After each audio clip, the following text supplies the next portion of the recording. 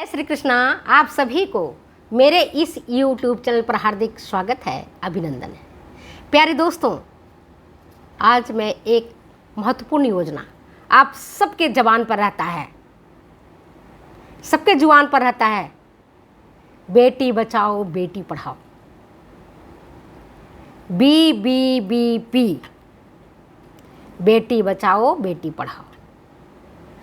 तो आज मैं आप लोगों से पूछना चाहती हूँ कि बेटी बचाओ बेटी पढ़ाओ योजना कब लागू हुआ और किसने इसे लागू किया। मालूम होगा, जगह जगह बेटी बचाओ के नारे चल रहे हैं, बेटी पढ़ाओ के नारे चल रहे हैं। बस में, टेम्पो में, दीवारों पर होर्डिंग लगे हुए हैं, पोस्टर जगह जगह छपे हुए हैं, बेटी बचाओ बेटी पढ़ाओ। यह क्यों आखिर शुरू किया गया, कब शुरू किया गया, किसने इसकी शुरुआत की, बता सकते हैं? चलो इसके बारे में मैं आपको विस्तार से बताती हूँ। बेटी बचाओ बेटी पढ़ाओ योजना का शुभारंभ 22 जनवरी 2015 को माननीय प्रधानमंत्री के द्वारा भारत के 100 जिलों हेतु पानीपत, जो हरियाणा में है, वहाँ से शुरू किया गया। राज्य कौन सा है? हरियाणा। आपको पता है हरियाणा में भी लड़कियों की संख्या बहुत कम है, तो आगाज हरियाणा से किया गया। अप्रैल 2016 में भारत के 61 जिले और जोड़े गए और 8 मार्च 2018 को राजस्थान के झुंझुनू में माननीय प्रधानमंत्री के द्वारा एक विशाल समारोह में पूरे भारत में इस योजना को लागू किया गया है।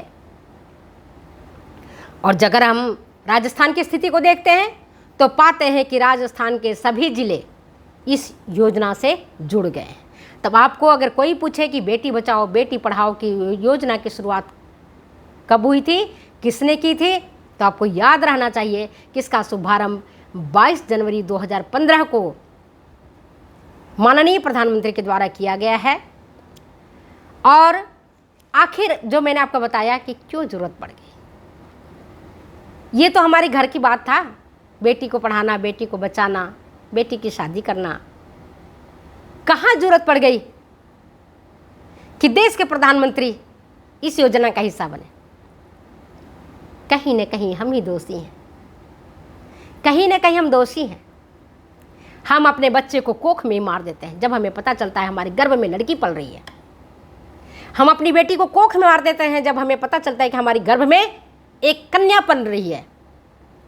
यूँ तो हम जब नवरात्र आता है तो कन्या पूजन करते हैं, छोटी छोटी कन्याओं को देवी स्वरूप मानते हैं और पूजते हैं। लेकिन वही कन्या जब हमारे गर्भ में पल रहा होता है, मुझे भार लगता है, हमें भार लगता है, उस भार को हम जा कर के मिटाना चाहते हैं।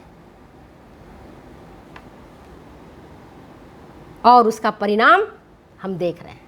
परिणाम क्या हुआ? लिंगानुपात घट गया, लड़कियां मर गईं, कोख में मार दी गईं। कुछ लड़कियां जीवित रह जाती हैं, माता पिता जीवित रखते हैं, स्कूल में पढ़ने जाती हैं, कॉलेज पढ़ने जाती हैं, उनकी शादी होती है। तो कुछ लड़कियां तो दहेज की बलि बेदी पर चढ़ाई जाती हैं और कुछ लड़कियां बलात्कार का शिकार होती हैं और उनको जलती हुई भट्टी में डाल दिया जाता है। यह स्थिति हमारी। इसीलिए हमारे देश के प्रधानमंत्री को इस योजना को लागू करना पड़ा ताकि सामाजिक संरचना, सामाजिक ढांचा तितर बितर नहीं हो पाए।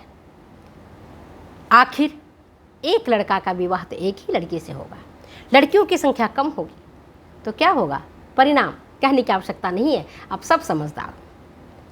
अब देखो इस योजना का उद्देश्य क्या है, व्हाट इज द ऑब्जेक्टिव? इस योजना का उद्देश्य है,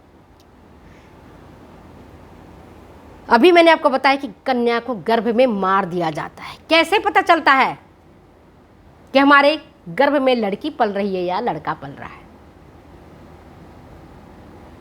चिकित्सक ही मशीनों के द्वारा, जांच के द्वारा बताते हैं कि लड़का है या लड़की, और उसके लिए मोटे पैसे लेकर के, मोटा रकम लेकर के कन्या का गर्भ में ही कुचल देते हैं, मतलब उसको सुसाइड तो नहीं कहोगे, उसको मार देते हैं, कन्या को गर्भ में ही मार देते हैं। तो कोई भी गर्भवती माता अस्पताल में इस उद्देश्य से नहीं जाए कि उसके गर्भ में लड़का पल रहा है या लड़की पल रहा है। जांच कराए, स्वास्थ्य जांच कराए, वेल एंड गुड, बट लड़की पल रही है या लड़का पल रहा है, इसकी जांच सोनोग्राफी के माध्यम से या अन्य तकनीक के माध्यम से कोई नहीं कर पाए। पहला उद्देश्य यही था। दूसरा है बालिकाओं के अस्तित्व और सुरक्षा को सुनिश्चित करना।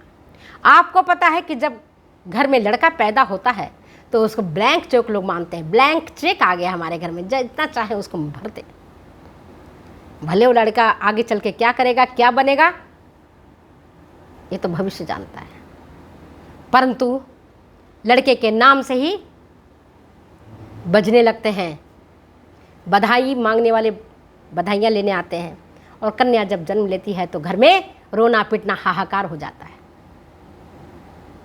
वही कन्या जिसकी आपने नौ दुर्गा के अवसर पर कन्या पूजन किया था, पैर पूजन किया था, उनसे आशीर्वाद चाहा था, वही कन्या अगर आपके घर में आई है तो कोहराम मच जाता है, हाहाकार मच जाता है। और तीसरा है बालिकाओं की शिक्षा को सुनिश्चित करना। अब देखते हैं योजना का लक्ष्य क्या है। इस लक्ष्य को जानना जरूरी है। पहला लक्ष्य है जो अभी मैंने आपको बताया कि जो लिंगानुपात घट रहा है, निरंतर घट रहा है, तो असंतुलित लिंगानुपात वाले चयनित जिलों में 1 वर्ष में जन्म लिंग अनुपात में कमी लाना और सुधार करना।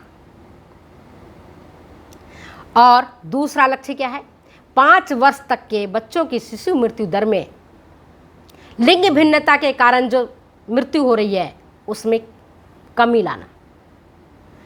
क्योंकि बच्चा जन्म जब लेता है, लड़की जब जन्म लेती है तो घर में कोहराम मच जाता है। ना लड़की के मदर को, धात्री माता को भरपूर पौष्टिक भोजन दिया जाता है, और लड़की को भी ऐसे ही छोड़ दिया जाता है। ऐसे भी कहा जाता है, गांव में हम सुनते कहते आए, अरे ये तो लड़की है, मरेगी थोड़े ना, घास पात है, बढ़ती जाएगी, इसका क्या है, ये तो बढ़ती जाएगी, यूँ ही बढ़ेगी। और इसी में कोई उसका परवरिश ठीक प्रकार से नहीं करता है, छोड़ देता है इसे भगवान भरोसे। तो कभी ईश्वर की इच्छा होती है, ईश्वर की लीला है, बचा लेता है, कभी ईश्वर की लीला में ऐसा होता है मरना तो मार देता है, उसमें अपने हाथ में कुछ भी नहीं। तो दूसरा क्या लक्ष्य है हमारा, 5 वर्ष तक के बच्चों की शिशु मृत्यु दर में लिंग भिन्नता के कारण जो मृत्यु हो रही है उसमें कमी लाना। और तीसरा है जच्चा बच्चा की मृत्यु, जैसा कि मैंने पहले भी बताया था, जच्चा बच्चा की मृत्यु घर में प्रसव कराने से रिस्क में रहता है। अप्रशिक्षित दाई से अगर हम प्रसव कराते हैं तो हो सकता है कि माँ की जान चली जाए, बच्चा का स्वास्थ्य पर भी बुरा प्रभाव पड़े। तो कहते हैं कि घर पर प्रसव नहीं करा करके, डिलीवरी घर पर मत कराइए, संस्थागत डिलीवरी करवाइए, सामुदायिक स्वास्थ्य केंद्र में करवाइए या हॉस्पिटल पास में उसमें ले जाइए, वहाँ करवाइए। तो डिलीवरी जो है संस्थागत जो क्लिनिक है उसमें बढ़ोतरी करना। और अब तो लड़की जानो यहाँ तक बच गई, मरी नहीं, तब माध्यमिक शिक्षा के क्षेत्र में लड़कियों के नामांकन को बढ़ाना ताकि लड़कियां स्कूल पढ़ने जाएं। जब पढ़ेंगी लिखेंगी तभी तो अपने पैरों पर खड़ी रहेंगी, नहीं तो अपने पैरों पर कैसे खड़ी रहेंगी। तो उसको स्वावलंबी बनने के लिए माध्यमिक शिक्षा के क्षेत्र में लड़कियों के एडमिशन को बढ़ाना। और एक लक्ष्य और है कि जहाँ लड़कियाँ, अभी मैंने आपको बताया कि लड़कियाँ जहाँ रहती हैं वहाँ पर लड़कों की भी, कुछ आवारे लड़कों का, सबका नहीं कह सकते हैं, कुछ ऐसे बारे लड़के रहते हैं, लुच्चे लफंगे रहते हैं, उनकी नज़र लड़कियों पर रहती है। वो अकेले लड़कियों को देखते हैं तो मनचले लड़के उसको छेड़छाड़ करते हैं। तो एक लक्ष्य रखा गया कि विद्यालय में लड़कियों के लिए अलग शौचालय की व्यवस्था होनी चाहिए, अलग अरेंजमेंट होना चाहिए। और वो बालिकाओं की स्थिति में, पोषण की स्थिति में सुधार लाना। ICDS प्रोग्राम इसमें समन्वित, जो हम ICDS है, इंटीग्रेटेड चाइल्ड डेवलपमेंट स्कीम, इसके माध्यम से जिन बालकों का वजन कम है, जो एनीमिया से ग्रसित हैं, जो अन्य और पोषण न्यूनता जनित बीमारी से ग्रसित हैं, उनकी संख्या को कम करना। मतलब अंडरवेट चाइल्ड ना हो, गर्ल चाइल्ड अंडरवेट नहीं होना चाहिए। और एक इसका लक्ष्य है बालिकाओं के लिए एक सुरक्षात्मक वातावरण देने के लिए बाल यौन सुरक्षा अपराध अधिनियम 2012 को प्रभावी रूप से क्रियान्वित करना, ताकि कोई भी महिला, कोई भी लड़की, कन्या बलात्कार जैसे वारदात से न गुजरे। आए दिन पत्र पत्रिका में पढ़ते हैं, बच्ची स्कूल गई थी, स्कूल के टीचर ने उसके साथ रेप किया, स्कूल के कर्मचारियों ने उसके साथ रेप किया, पता नहीं क्या क्या। और रोज़ ही आता है अखबार में, पढ़ने का इच्छा नहीं होता है, कई बार मन विचलित हो जाता है, सुबह अखबार देखने का मन नहीं करता है, इन्हीं कारणों से। और अंतिम लक्ष्य क्या है कि बालिकाओं के लिए एक सुरक्षात्मक वातावरण देने के साथ ही समुदाय में लिंग अनुपात जो घट रहा है उसमें बैलेंस करना, उसमें संतुलन लाना। और इसके लिए हम सबको जागरूक होने की ज़रूरत है, चाहे गैर सरकारी संस्था हो, स्कूल हो, कॉलेज हो, मीडिया हो, सब के सब जब जागरूक होंगे, अवेयर होंगे, तो बेटी बचाओ और बेटी पढ़ाओ वाली योजना सफल होगा। लोगों को सेंसिटाइज किया जाएगा, समय समय पर सेमिनार के माध्यम से, कॉन्फ्रेंस के माध्यम से, वर्कशॉप के माध्यम से, नारे के माध्यम से कि बेटी बचाओ बेटी पढ़ाओ। अगर बेटियां ही नहीं होंगी तो इस सृष्टि का निर्माण कैसे होगा? एक माँ ही तो अपने आगामी शिशु को जन्म देती है, जिससे हमारा वंश बिल आगे बढ़ता है। तो खेलकूद के माध्यम से, सांस्कृतिक गतिविधियों के माध्यम से, शिक्षा के माध्यम से लड़कियों के स्वास्थ्य स्तर में, लड़कियों के विभिन्न कार्यों में एक ब्रांड एम्बेसडर बनाया गया है। बेटियों के नाम वृक्षारोपण करें, लिंग चयन प्रक्रिया में शामिल न होने और कन्या भ्रूण हत्या की रोकथाम हेतु अनेक प्रयास किए जाएं। बेटी का जन्मोत्सव भी मनाया जाए। ये नहीं कि लड़का पैदा हुआ तो चलो जी मिठाइयाँ बांटे, लड़की हुई तो चलो जी कोहराम मच गया, रो रहे हैं कि भाई बेटी हो गई, पहली बेटी होगी, दूसरी बेटी होगी, तीसरी बेटी होगी। अरे हुई तो कन्या हुई है। चलिए हम अपने शब्दों के ही विराम देते हैं, फिर मिलते हैं अगले वीडियो में अगली बातों के साथ। Okay, thank you.